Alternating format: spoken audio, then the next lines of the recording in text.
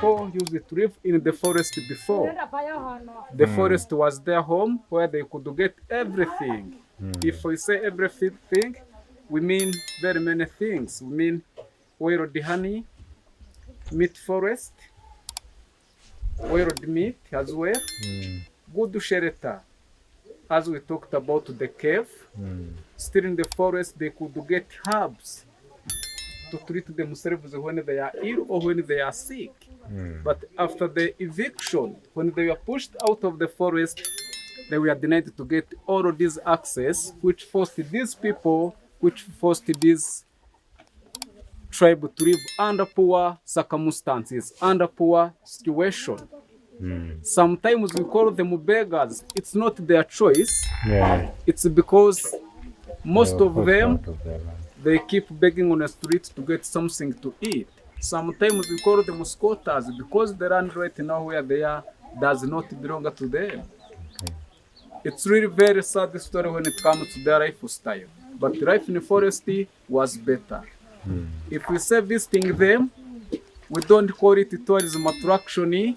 We call it to support the tribe directly. So we are going to walk around. We see their houses, we see how they sleep. Then finally, we shall meet the Batwa people on the pavilion, where they will welcome us with their traditional cultural dance and songs.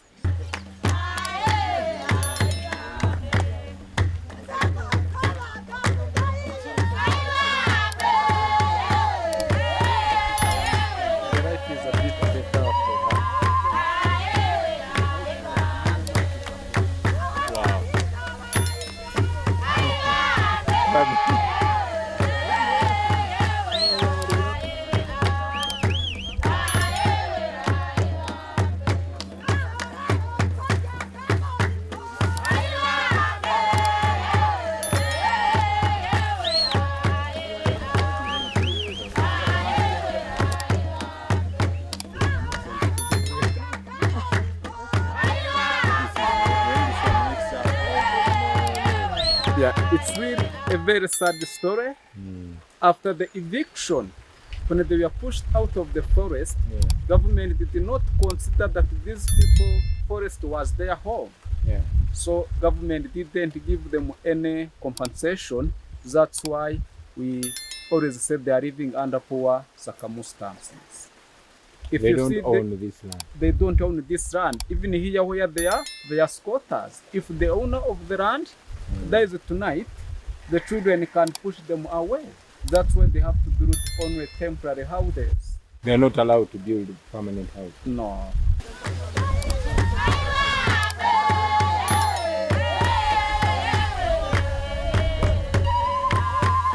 These ones, for them, they are very lucky. If you compare it with the other ones. So these are the rich ones.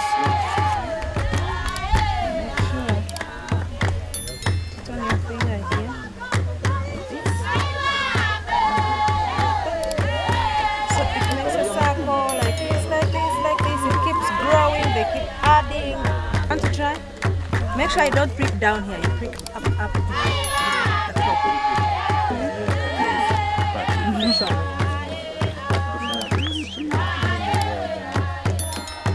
Olaba, ofumise wala olabira ne munda. Olaba. Geze wala nnyo.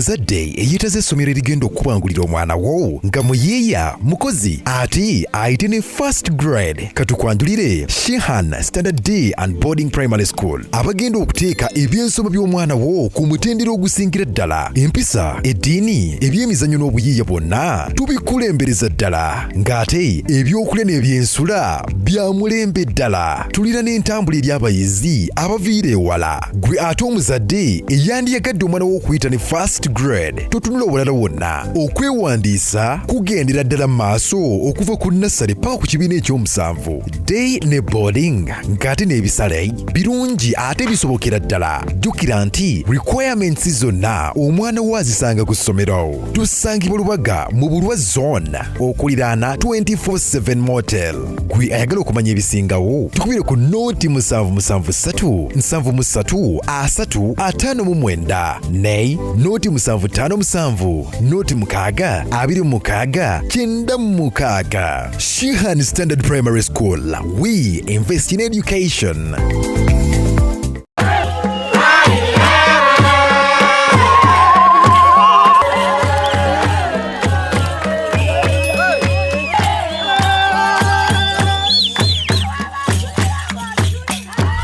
Yeah.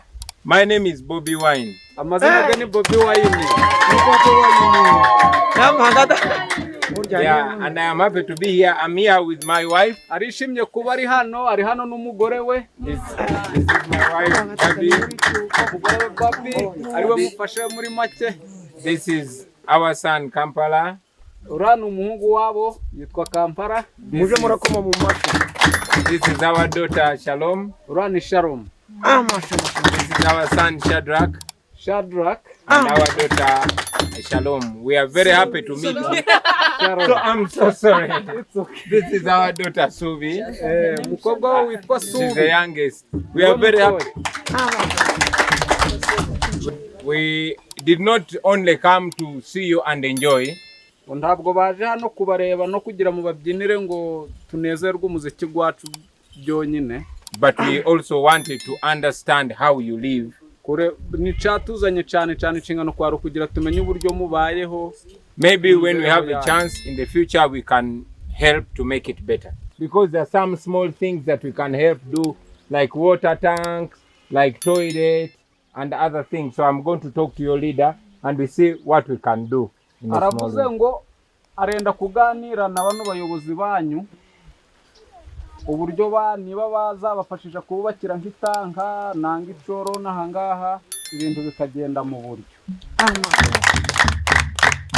But I want to confirm to you that in the future, after I take over, everything is going to change. Nizi ngizi zavuye kuri bo.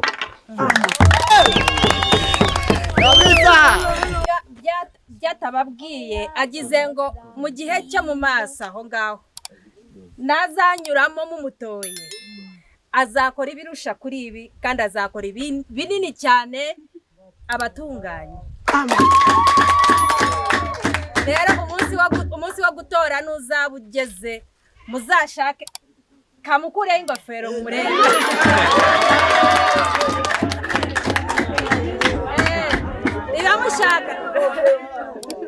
Niba mushaka ibiruta kubiri ibi rero muzatoruye kandi nimutora uyu rero muzaba mufashije kuko nanjye ndavaho muva murumva ko tuvuga n'ururimi rusa rero muri abacu.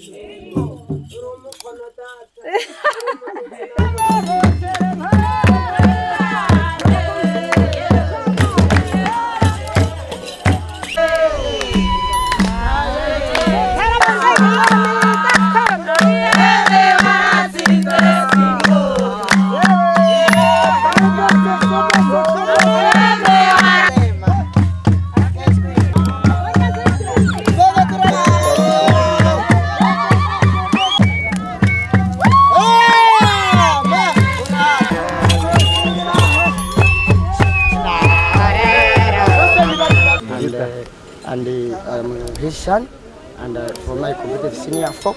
Oh, wow. Yes, from senior 4, didn't got fees, then I dropped out from the school. So I wish you a safe journey, and if you reach Kampala, you tell about your friend about us. So we are going to tell our friends They about will this. recommend more people to be Yes. coming to support. Yeah, and we will recommend more people to support you. We have taken your number. I've seen not enough toilets, not enough water, and we'll see what we can do. Yes, Thank you very much. God bless you.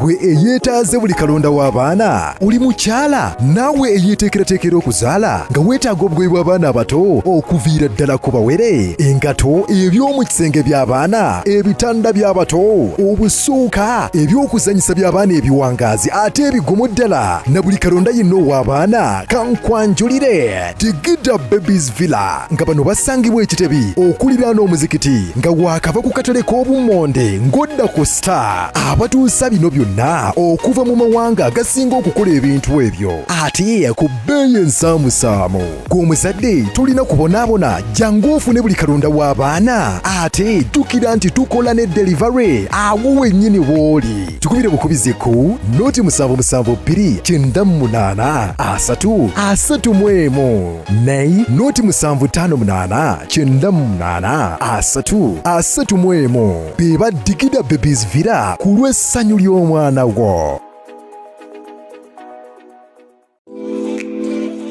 Wulira obwomi munnayuganda kankwanjulire Pizza Origin bano nga be bakafulu abakozi ba pizza eri ku kyaddala anti mwatu kye kituyisa Pizza Origin. Funa pizza erimu ebirungo by'otajja kusanga walala. Olina birthday party, baby shower, graduation party, wedding meetings oba oyagala kusanyusa bafamire yo weyunire Pizza Origin tusangibwa ku Jinja Road Plot 10 opposite Nema House. Mwana wattu tukola ne delivery ate mu kaseera katono ddala. Yitirawo kati oba tukubireko tuli ku noti 7 789 88 54 ne noti 774 6 93 79. Pizza Origin tulya kyaddala.